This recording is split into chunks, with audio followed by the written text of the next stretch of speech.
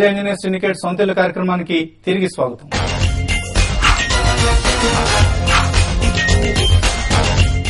ఎలా అయితే కొంతమంది డెవలపర్స్ కస్టమర్స్ ని సఫర్ చేస్తున్నారు, బట్ క్లీన్ కంపెనీస్ చాలా ఉన్నాయి మనకి. వీళ్ళందరూ కూడా ఫోకస్ కావచ్చు, ప్రొడెన్షియల్ మేనేజ్మెంట్ సిస్టమ్స్ కావచ్చు, లేకపోతే ఈ గొర్రెల మంద మనస్తత్వం లేకుండా వాళ్ళకంటూ ఒక డైరెక్షన్ లో ప్రత్యేకమైన దిశలో వెళ్ళటం కావచ్చు. ఇటువంటి అంశాలుంటే రియల్ ఎస్టేట్ రంగంలో విజయాలు సాధించడం చాలా సులభం అంటూ మనకి శోభా డెవలపర్స్ కావచ్చు, గోడ్రేజ్ ప్రాపర్టీస్, ఇటువంటి కంపెనీస్ చాలా కనిపిస్తాయి మనకి.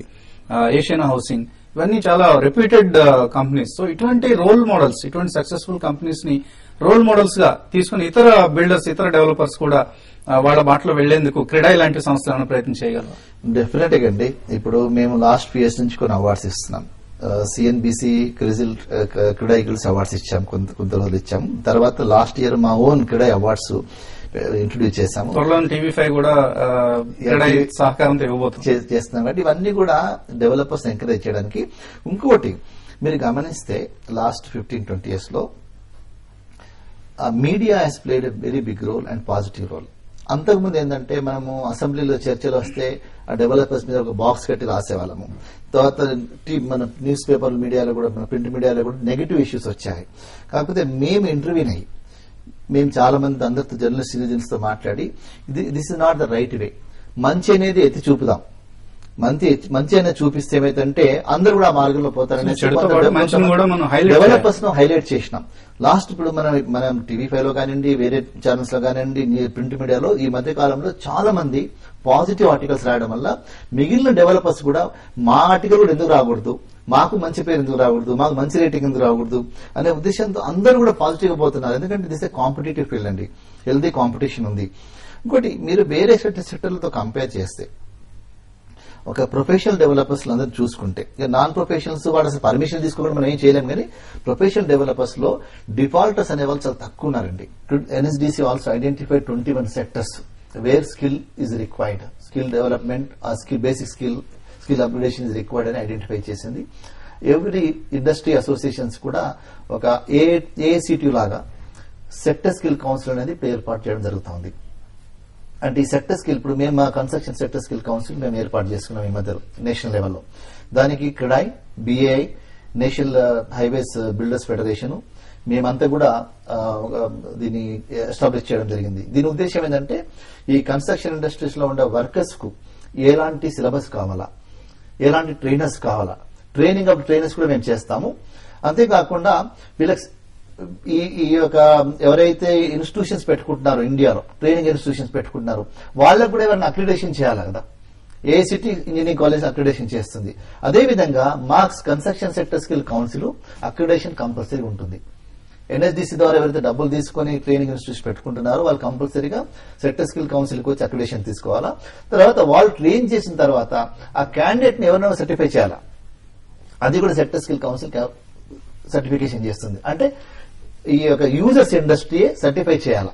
ఓకే, సో బెస్ట్ ప్రాక్టీసెస్ ని మీరు ఇండస్ట్రీలోకి ఎప్పటికప్పుడు ప్రవేశపెట్టడానికి ప్రయత్నం చేస్తాం. వర్క్ ఫోర్స్ కూడా, ఎందుకంటే ఇప్పుడు బై 2022 వరకు మనకు ఆల్మోస్ట్ ఇంక్రిమెంటల్ గా 3.7 crores మనకు వర్క్ ఫోర్స్ అవసరం అండి. అడిషనల్ గా మనకు పెద్ద ట్రైనింగ్ స్కూల్స్ లేవు ఇక్కడ, ఎక్కడ కూడా లేవు. కాబట్టి ఎన్ఎస్డిసి ద్వారా మనం సిస్టమ్ ని డిజైన్ చేయాల్సిన అవసరం ఉంది. కరికులం సిస్టమ్ అవుతుందండి. దాని ఆ డైరెక్షన్ లో చాలా పెద్ద ఎత్తున ఎన్ఎస్డిసి ద్వారా జరుగుతోంది. తప్పులన్నీ మన ముందు ఉన్నాయి. వీళ్ళందరూ క్యాష్ ఫ్లోస్ గురించి ఏమాత్రం పట్టించుకోకుండా భూమి టైంలో ఒక హైప్ లోకి వెళ్లిపోయి అందరూ ల్యాండ్ బ్యాంక్స్ క్రియేట్ చేస్తున్నారు. 100 ఎకరాలు ఉండాలి, వాల్యుయేషన్స్ వచ్చేస్తాయి, ఆటోమేటిక్ గా ఫండ్స్ వస్తాయి, ఇలా ఆలోచించారు తప్ప క్యాష్ ఫ్లో ఎలా వస్తుంది అన్న అంశం గురించి ఎవరు పట్టించుకోలేదు. అండ్ ఈక్విటీస్ డైల్యూట్ చేసుకుంటూ వెళ్లారు, కొత్తగా రుణభారాన్ని పెంచుకున్నారు, అండ్ ఒక్కసారిగా ఫైనాన్షియల్ ఇర్రెగ్యులారిటీ, ఫైనాన్షియల్ ఇండిసిప్లిన్ లోకి వెళ్ళిపోయారు.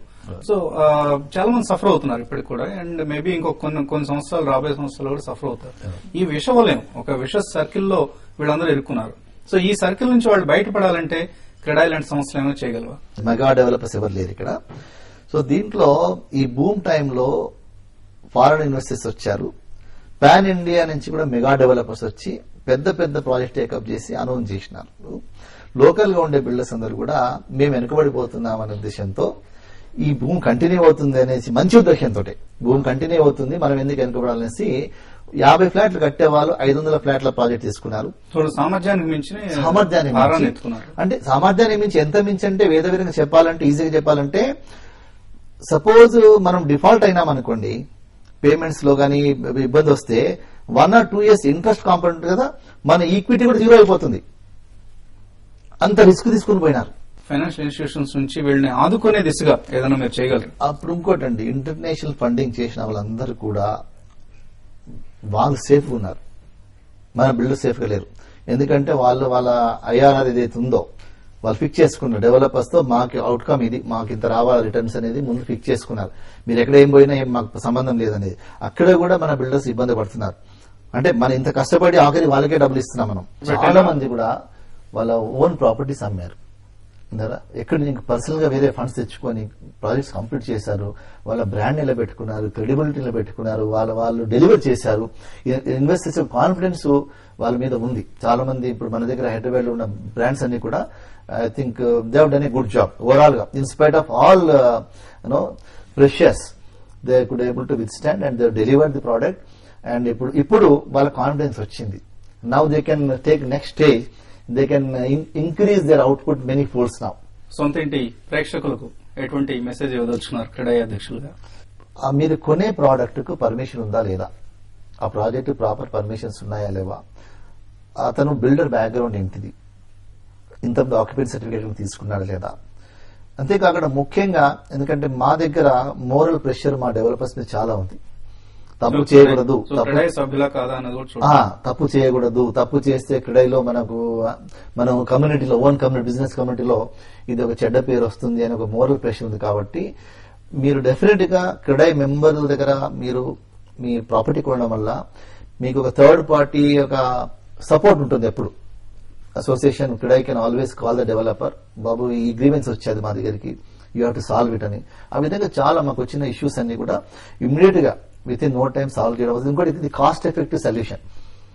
మీ సెల్ఫ్ ఎంపోజ్డ్, మేమంతా మేము ఇంపోజ్ చేసుకున్నది. రెగ్యులేటర్ అవసరం లేకుండానే ఈ యొక్క మేము ఈ చేసిన ఎంటైర్ ఈ యొక్క ఎక్సర్సైజ్ ను కూడా గవర్నమెంట్ ఆఫ్ ఇండియా చాలా అప్రిషియేట్ చేసింది. ఈవెన్ ప్లానింగ్ కమిషన్ కూడా అప్రిషియేటెడ్.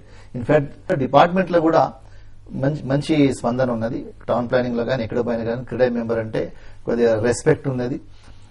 వాళ్ళకి పర్మిషన్స్ కూడా తొందరగా వస్తున్నాయి.